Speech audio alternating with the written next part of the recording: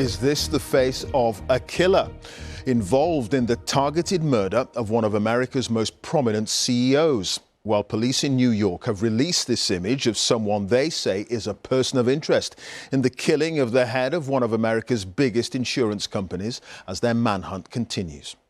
Brian Thompson was shot in the street outside a hotel in the city. Ros Atkins of BBC Verify has our top story. Brian Thompson was shot dead on Wednesday morning.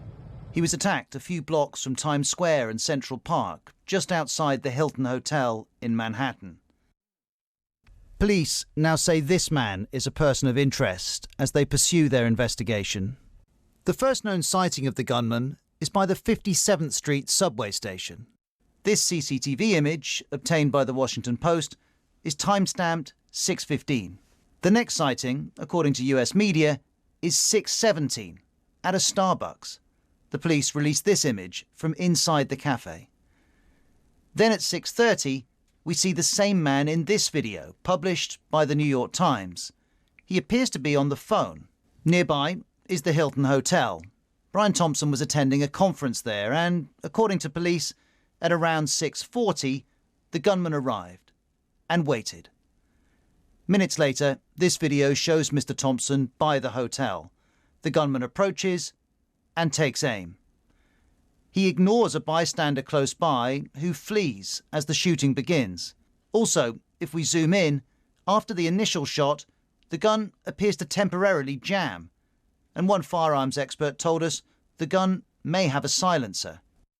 After the shooting, the assailant runs across the street, leaving Brian Thompson lying on the ground.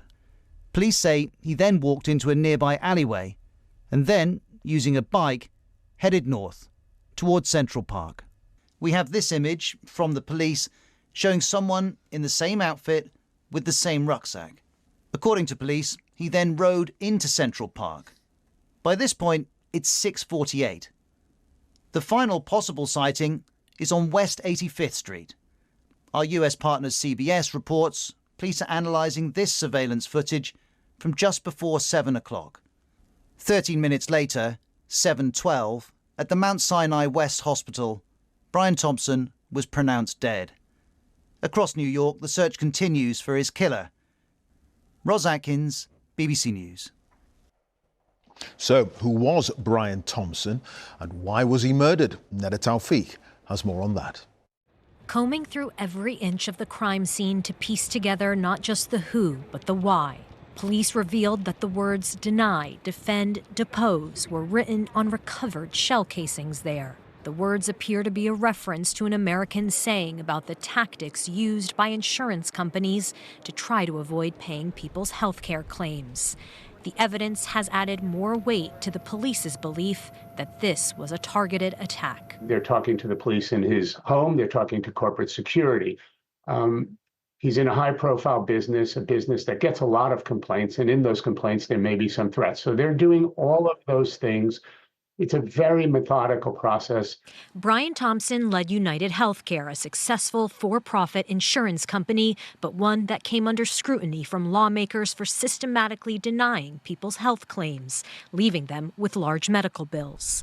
He rose through the ranks of the company over several decades, becoming the CEO in 2021. As one of the company's highest-paid executives, he earned more than $10 million between pay and stock.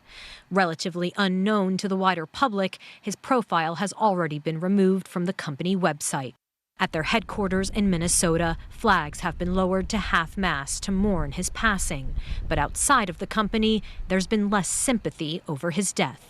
He previously faced criticism and allegations of insider trading before investors were told about a Justice Department antitrust investigation into the company.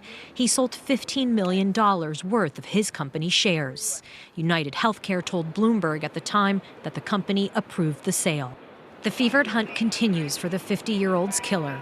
New footage shows the suspect exiting a New York subway station half an hour before the shooting. Another crucial moment as police build a timeline of this rare and brazen attack in Midtown. Well, Clive, it seems like almost every hour there's new footage or new evidence that comes forward. Investigators are now looking into the fact that the suspect allegedly used a fake ID to check into a hostel in Upper Manhattan. But the suspect was last seen leaving Central Park yesterday morning. So this hunt continues. Investigators keen to speak to as many people as possible and even offering a $10,000 reward for information.